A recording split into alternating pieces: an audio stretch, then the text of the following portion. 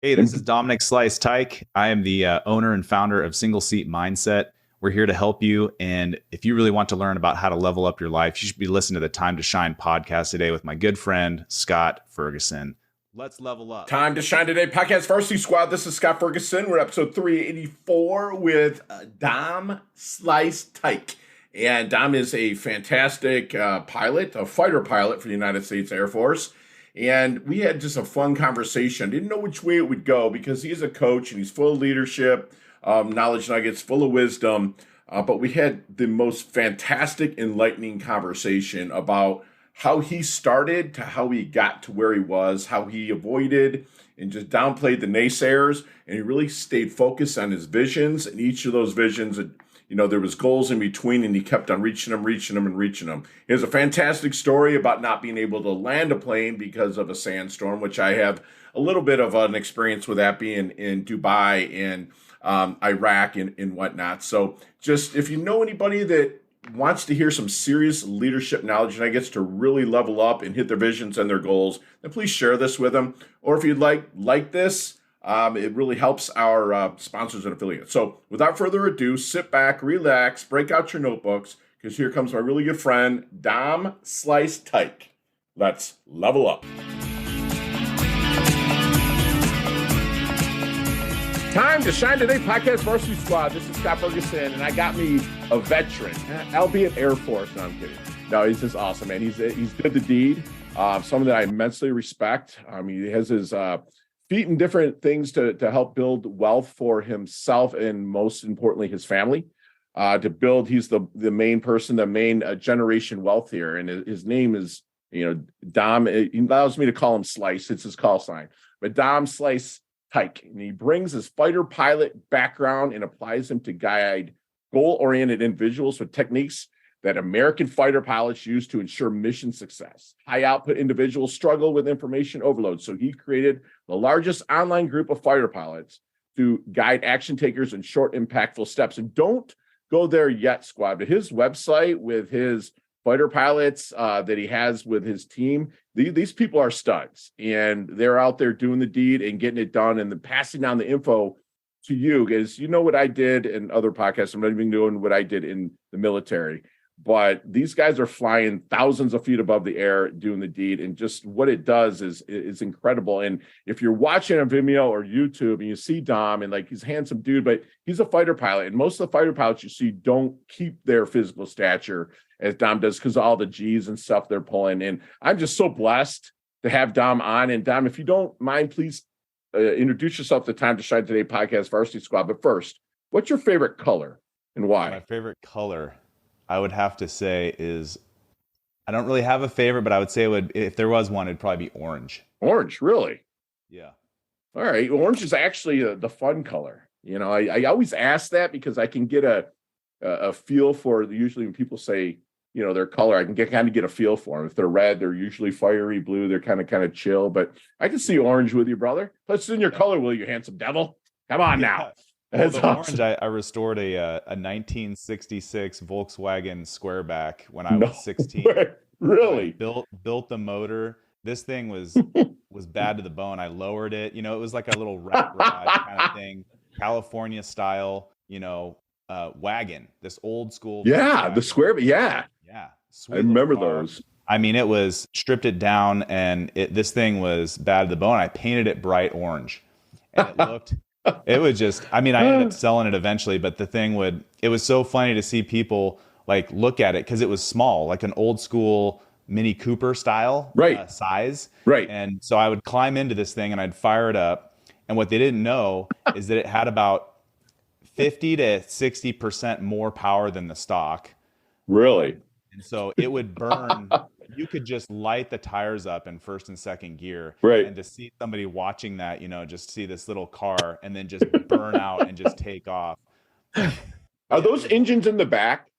The engine was in the back. Yeah. That's awesome, dude. That's awesome. So, Dom, seriously, man, thank you for coming on. But let's get to the origins, of maybe pre-military, kind of what you kind of did a little growing up, what got you into the military, and how you're using that mindset to help others level up. And thank you for doing that, brother. Not only are you serving the country, but you're serving people in a niche where it's very much needed, bro. So let's get to the origins. Yeah, I think something that is probably important for everybody listening to this to know is that maybe a year ago I was talking to my old man and he said, when you were a little kid, I did not ever envision you being a fighter pilot.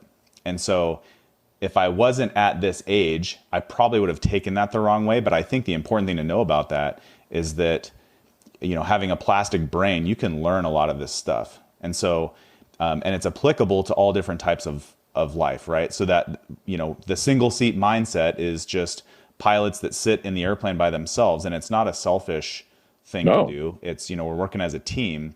However, as a kid, and then, growing up and now getting to where I am now, I wasn't the guy that came down the conveyor belt and God was like, dude, you're going to be a fighter pilot. I Right. didn't grow up that way. I was more of a quiet, reserved kid. I loved playing sports. So I played baseball 5 to 7 days a week. I was a downhill ski instructor, like snow Wow. ski instructor at 14. Where'd you grow up, Dom? Spokane, Okay. Okay. Washington. Gotcha. I Yeah. feel you. Okay. Yeah, so just out in the and dad eventually, we moved a few times when we were little, but then he moved us out into the country on a big chunk of land. And so we had trees and forts and guns and fires and just stuff that is so many kids don't get to do. Right. So that really was awesome. And then we were on the extended, probably 20 to 30 mile center line for Fairchild Air Force Base back when it was a SAC base. So they had B-52 bombers there.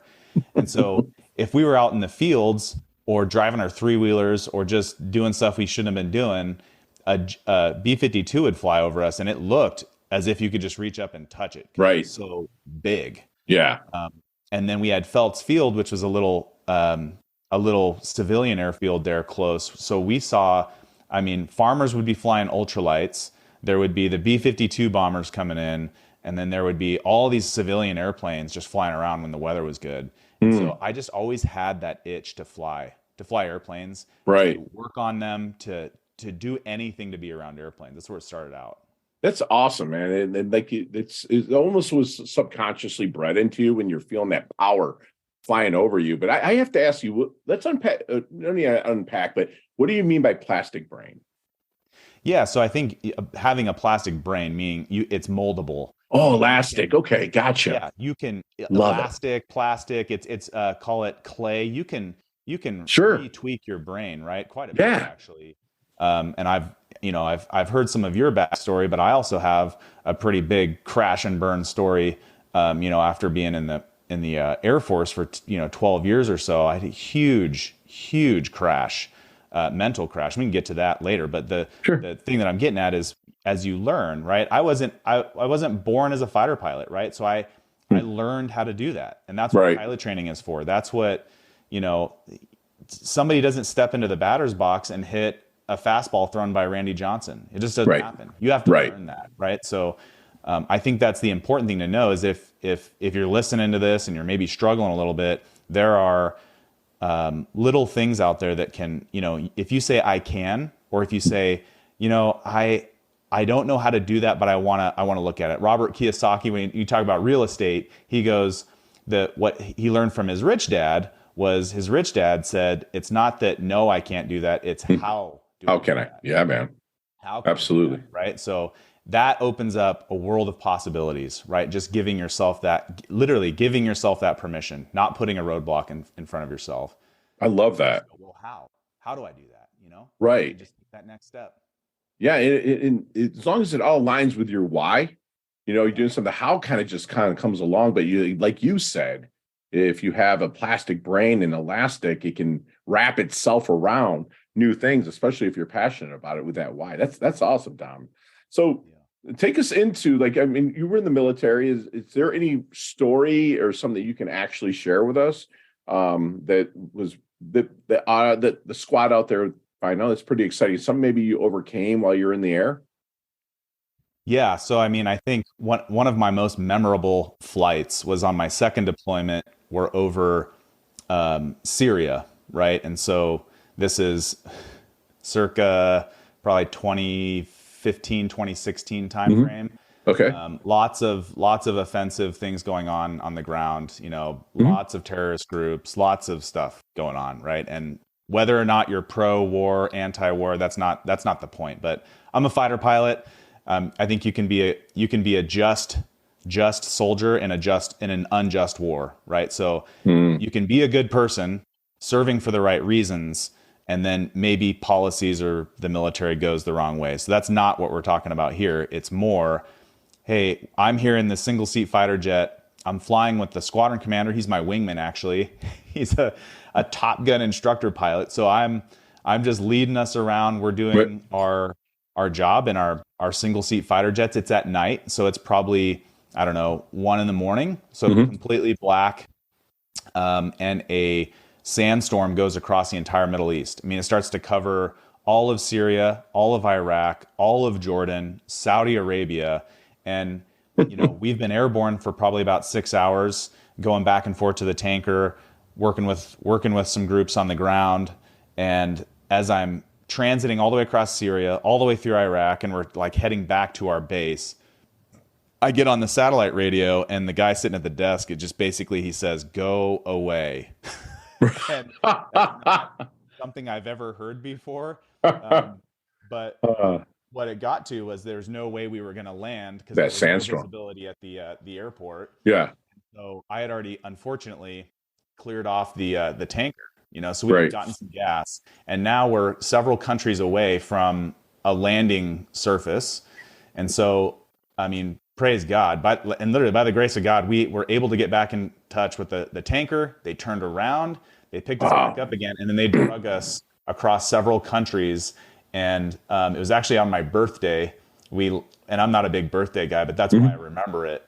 I landed at a base in Turkey on my birthday after being airborne for, I don't know, like 8 or 9 hours, and it was raining, Yeah. and the visibility was low, and we got the jets on the ground, and I just remember being at the end of the runway, getting de-armed, and the crews came out to help us out, and just the platitude of I would rather be on the ground wishing I was in the air versus in the air wishing I was on the ground. And Right. that was just a very memorable flight, Yeah. for many different reasons. And I was just super grateful to have diverted and made it. We were safe. Yeah. And that was the first night in probably 4 or 5 months where I actually had a shower in my own room, because you've been deployed too, right? Yeah. Just Absolutely. there's the things in life that you take for granted, especially as an Yeah. American citizen.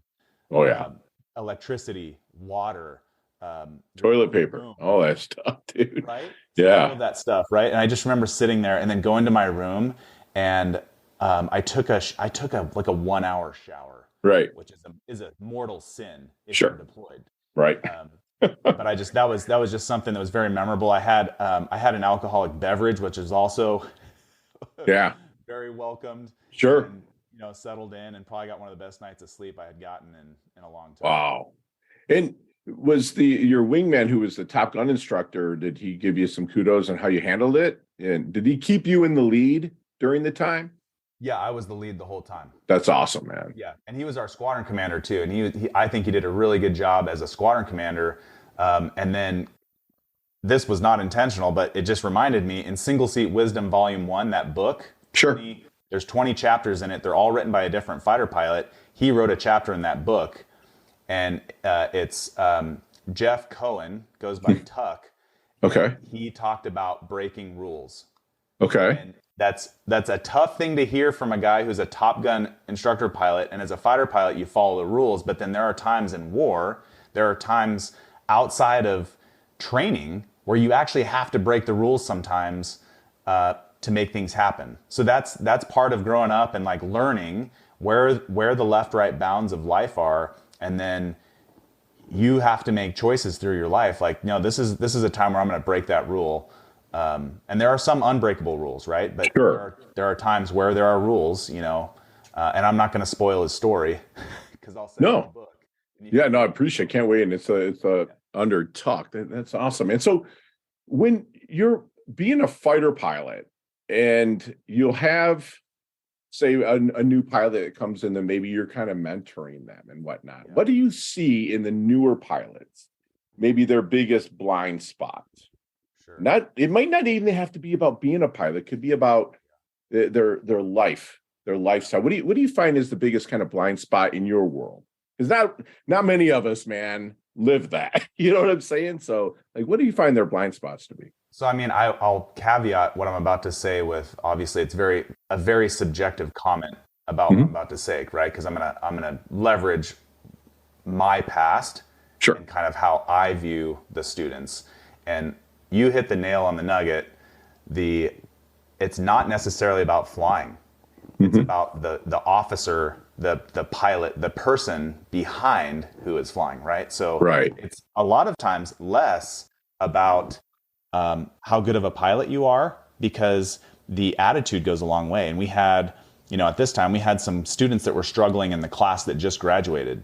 And having been around a minute, I get put on their letters to fly with them, so that they have a little bit more experience behind them to kind of make sure that we're training them the right way. Right. And Right. this pilot, I remember talking to him and I said, dude, one of your biggest strengths is your attitude. And, I looked at him, I was like, dude, you have such a great attitude that you're going to probably graduate. I was like, if you had a bad attitude, I would be willing to bet that you would wash out very quickly. Right. But your attitude is bar none in the top 3 students I've ever flown with. And I've been teaching people how to fly for over 20 years now.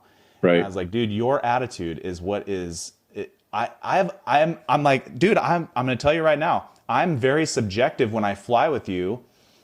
And my objectivity kind of starts to slide away because you're such a good dude and I want to help you so much, right? And so Right. it's that underdog that is also getting beat down every single day. Yeah. And it's not fun a lot of times, but then he stands up and he smiles and he's like, I flew with him at night, I don't know, a month or two ago, and he struggled. There were some things that definitely did not go well. Hmm. And he comes back and he was just like, dude, that was so badass. And he knows that he jacked up things. He knew that he Right. had these little missteps. And so I think, getting back to your question, Yeah. the thing that I see the most is probably my biggest fault when I started out, which was my whole life, starting at 16, I started flying airplanes. Right. And a lot of my success came from individual grit. Just especially if somebody told me that I couldn't do that, that empowered me even more. In fact, when I went through officer training school, my flight commander had washed out of pilot training. And during officer training school, he said that I would most likely wash out of pilot training. This is not what you want to tell a kid No. trying to build up. That only empowered me more. Scott, I graduated. I was the top graduate. I was the distinguished graduate. I took the flying training awards. I took the flight commander award. I just blew everything out. Out of about 60 students, out of 2 classes, I was the top graduate Right. from pilot training. And so the reason I say that is not to toot my own horn, No. even though that is something that is, I'm maybe proud is the wrong word, but I'm very, I was happy. Like, I Yeah. was like, I did it. The Yeah. You problem feel was, accomplished. Yeah. yeah, I Sure. was accomplished. I had set my mind to all this stuff, and then I did it. And so then the problem that I experienced through that was that for so many years I had been focusing on being that person, and it kind of moved me into more of a selfish mindset. Right. And so, not that I wasn't a team player, but I could have been a much better team player at times. And I was Oh. fired. I mean, I'm Irish, Catholic, Yeah. and holy cow. I mean, a lot of people put up with me because I was such a workhorse. Right. I was just, They I was see willing to it. yeah, I was willing to outwork anybody all the time. Yeah. Yeah. That's it. Then they see that and it plays off and it trickles down. So maybe if a new pilot or somebody, maybe even in life, they kind of come up to you and they see the wisdom that you have. They see the experience that you have. Is there any good question that you wish they would ask you but never do? Well, so a lot of times you can see it, right? Okay. And so, and I can, now doing it enough, I can kind of sense when somebody is not quite towing the line and pushing as hard as they can. Sure. And I think as a coach, right, because people want a mentor or a coach. Potentially, maybe they don't. I'd say a lot of fighter pilots, including myself, I didn't know that I needed that or even wanted it. Right. But those individuals will approach you and just go, "Hey, dude, I see this in you. I see that you're a more or less a workaholic when I started out. Right.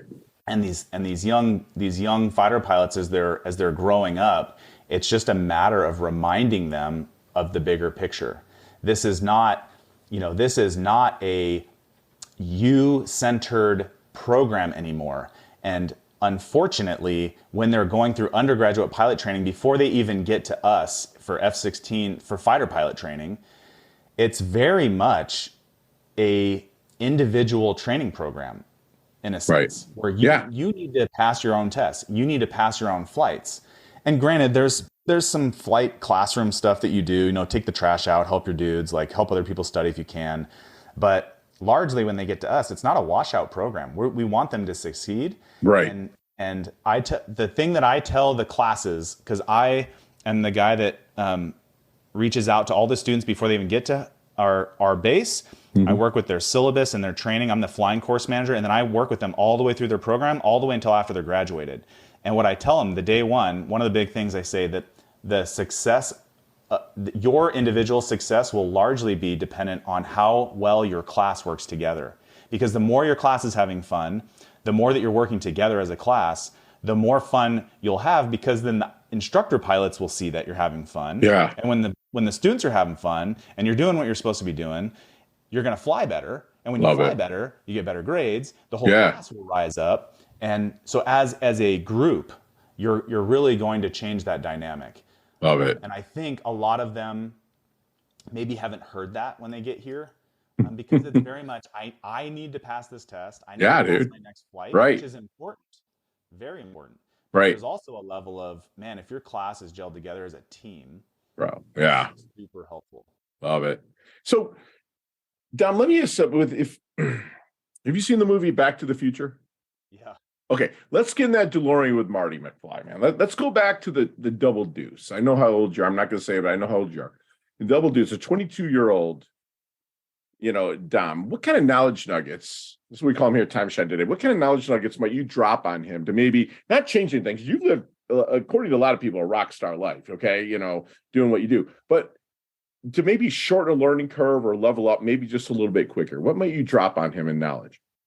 Okay, so the 22-year-old version of me, extreme workaholic, unmarried, no kids,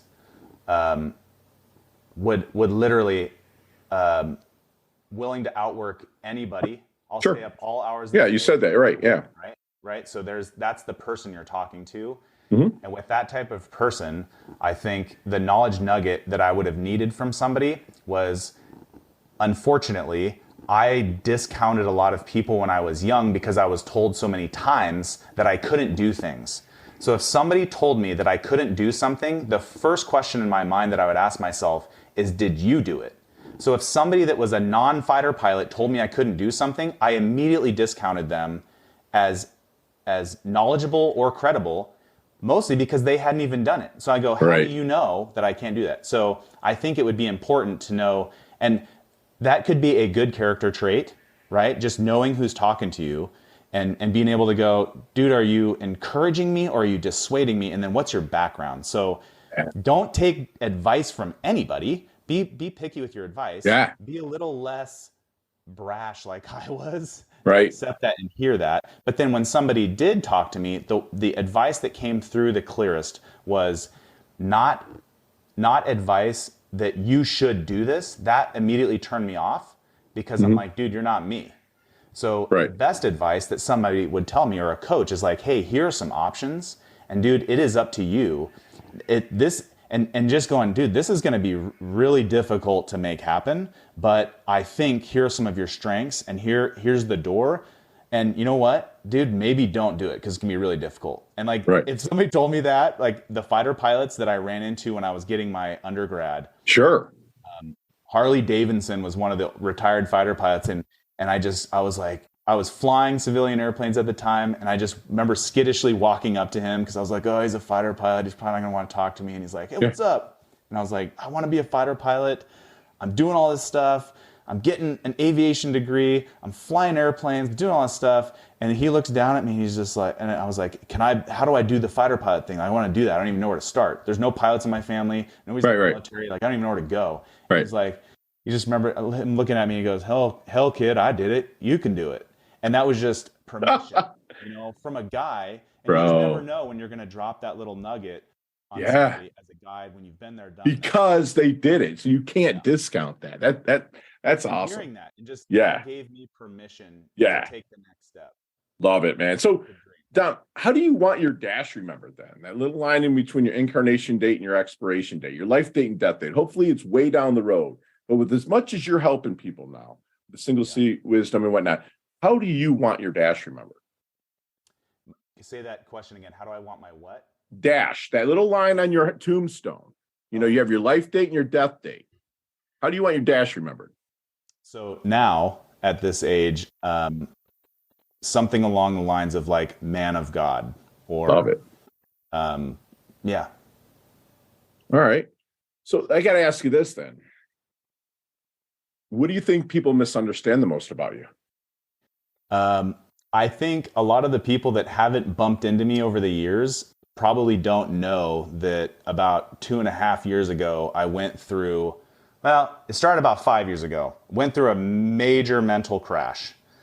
And what it led me back to was, so the reason I said man of God, just the backstory to that is I was a Christian in name, but I wasn't living that life. Sure. A lot of us are, but yeah, I feel you. In our culture too, it's you want to talk mind, body, spirit. I'm sure there's more aspects to the human, of course, but the spiritual aspects. And I'm not talking free floating spirituality. I'm talking about guided spirituality and more specifically Christian spirituality. Mm-hmm.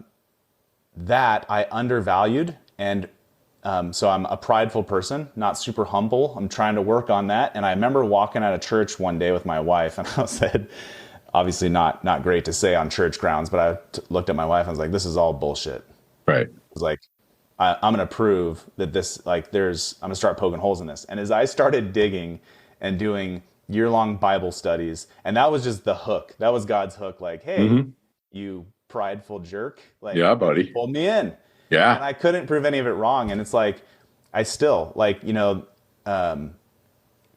watch shows like The Chosen or, and it really humanizes who Jesus was. And, sure. And he's just a dude. He grew up in austere conditions, walked around in sandals. Worked with wood, bro. Yeah. Carpenter, he's probably jacked. He wasn't like this. I know, he's probably like, right. Dude, he would walk from the Sea of Galilee all the way down to Jericho. And sure. Another thing, on one of my deployments, I've been able to go through the Holy Land. Me too, brother. Yeah. And stand on Mount Nebo where Moses looked over across, the river there that Jesus would cross. And it's like, hey, you don't walk 100 miles and you're not strong. Right. So I think there's a lot of that's misled, and in our country as a whole, and specifically for me at every individual level, right. Where things really changed in my life is where I then had that reversion back to a Christian life. And love it, man. That. Right. And that is something that a lot of people are not really super pumped to talk about. Sure. But that changed everything. That changed my business. It changed what I was doing every day. I was very busy. I was one of those guys that did a lot of things. It was busyness. I wasn't in the right business. Right. I shut a business off that made money, but it wasn't serving the bigger why like you talked about. Love that. That's Christianity. That spirituality, the calm in the morning of just getting your mind right for call it 5 minutes for freedom. You can whatever. Yeah. 5 minutes in the morning, just lay there. You can whatever, but get your mind right. What am I doing today? Yeah. Is it lining with my why? 100%. Gratitude. Thank you, God, for another day.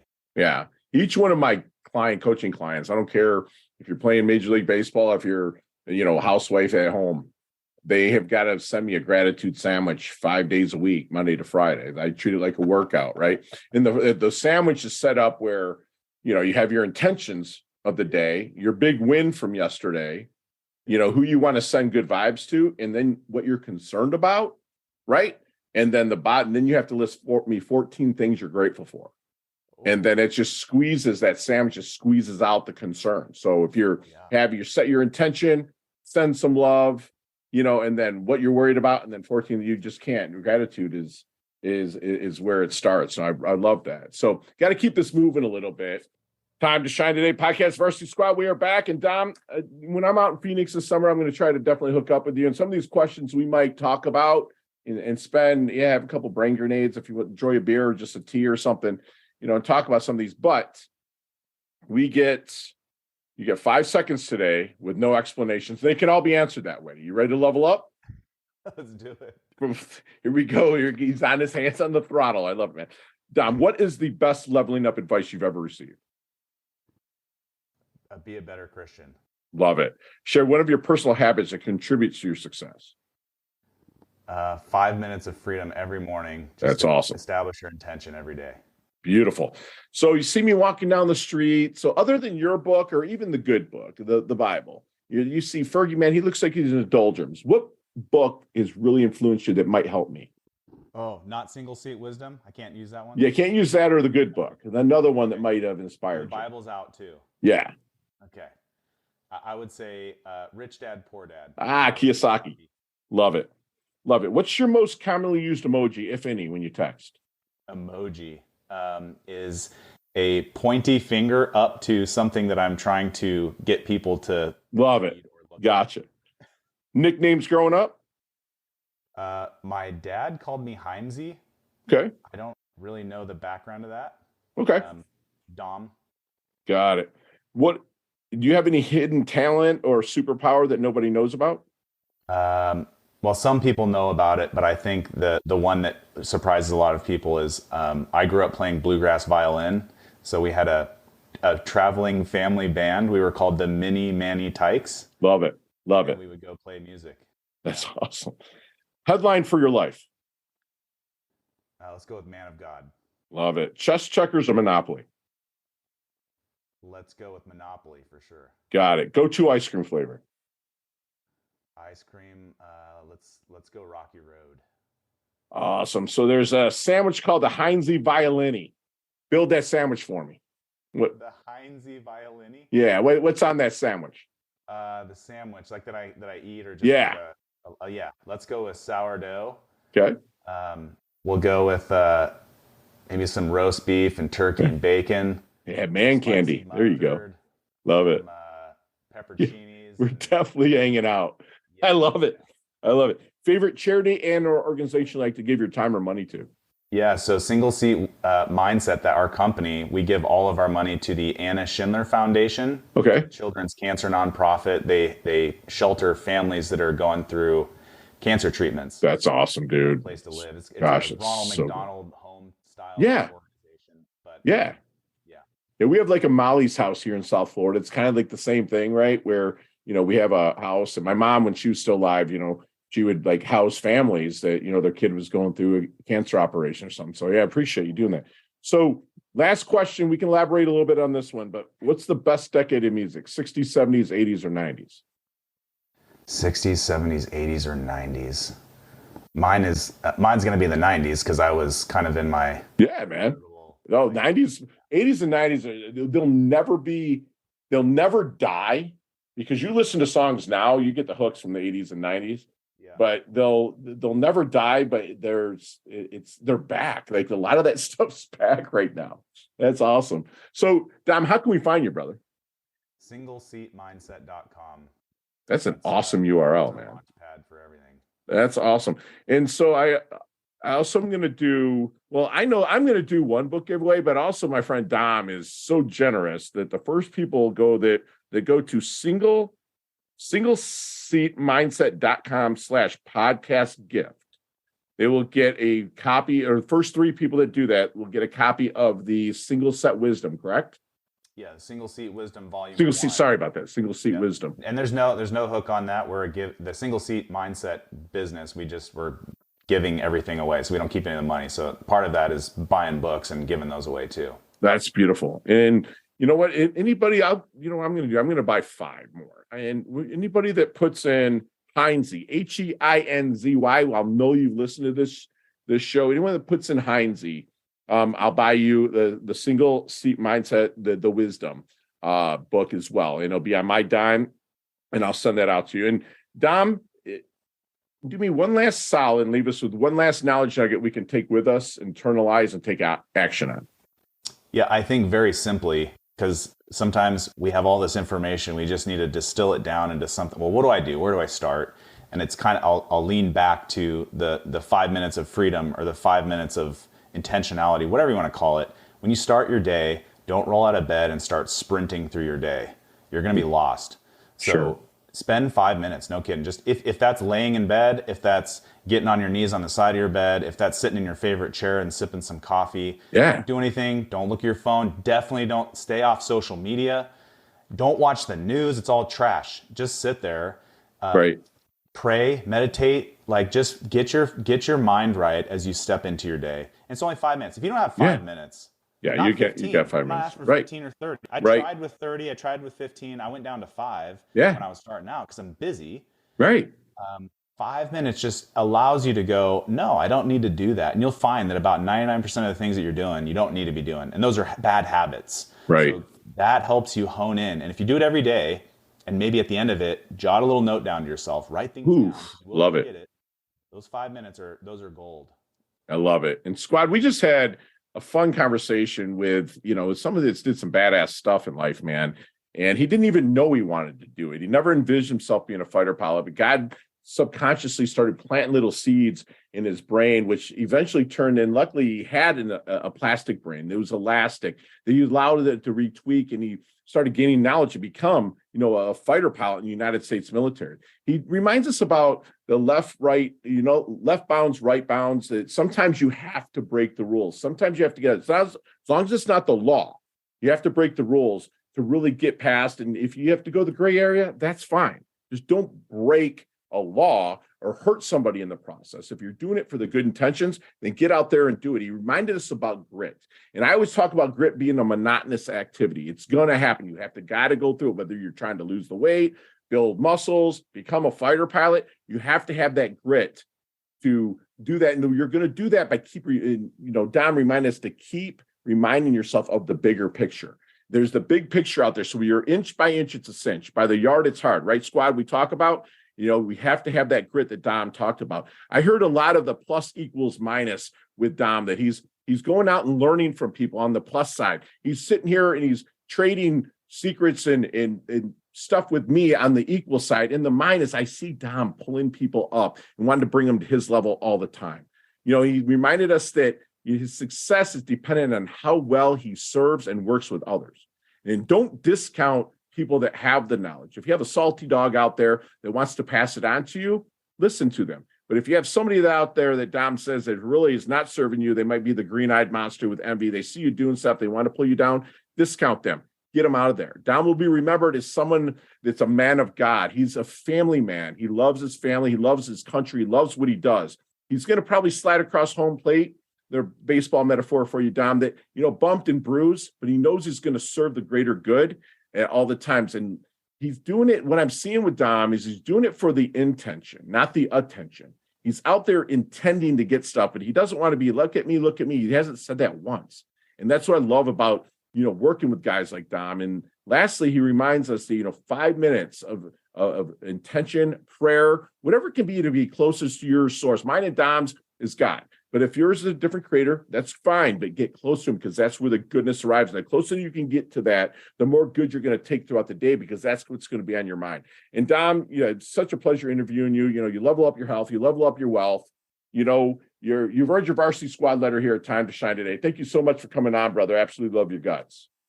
Thank you, Scott. I appreciate you having me. You bet. Chat soon. Hey, thanks so much for listening to this episode of Time to Shine Today podcast. Proudly brought to you by Sutter & Nugent Real Estate Excellence, who can be reached at 561-249-7266 and online at www.sutterandnugent.com. If you are a business owner or professional who would like to be interviewed on Time to Shine Today, please visit timetoshinetoday.com/guest. If you like this episode, please subscribe on Apple Podcasts, Google Podcasts, Stitcher, Spotify, iHeartRadio, or wherever you get your podcasts. There's a link in the show notes to our website. Also there, you will see our recommended resources. We hope that you will support our show by supporting them. If you like what you've been listening to, it'd be great if you could just give us a 5-star rating and tell your friends how to subscribe while you're at it. I'm your host, Scott Ferguson, and until next time, let's level up. It's our time to shine.